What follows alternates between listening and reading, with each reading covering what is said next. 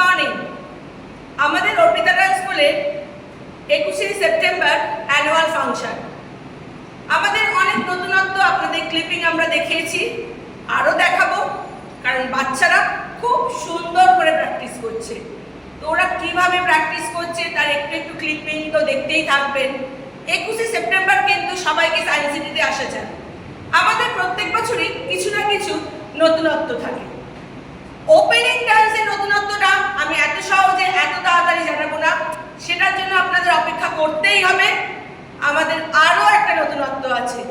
আমরা চিত্রাঙ্গদা করেছি, আমরা পূজারিনী করেছি। এবারে আমরা কি করব তার একটু ক্লিপিং আপনারা দেখে থাকুন। আর 21শে সেপ্টেম্বর সায়েন্স সিটিতে পুরোটা দেখার জন্য আপনাদের আসতেই হবে 5টার সময়। তাহলে আমরা কি করছি তার একটু ক্লিপিং দেখা যাক।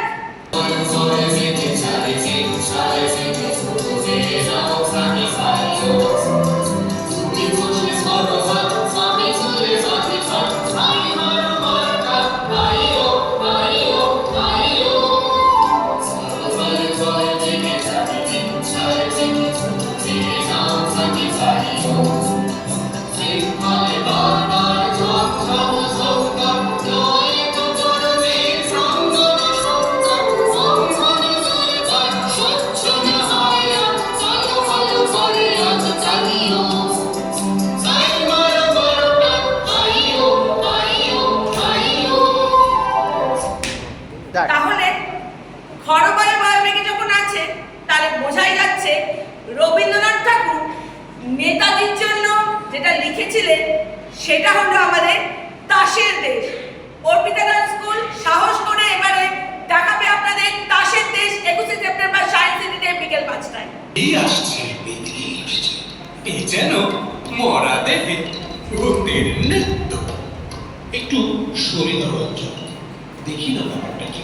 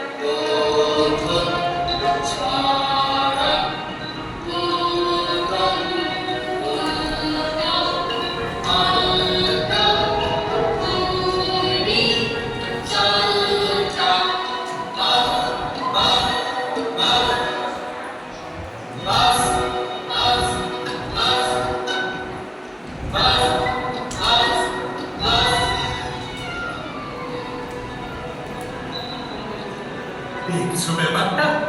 লাল উর্দি কালো উর্দি উঠছে পড়ছে শুচ্ছে বসছে, একেবারে অকারণ ভারী অদ্ভুত।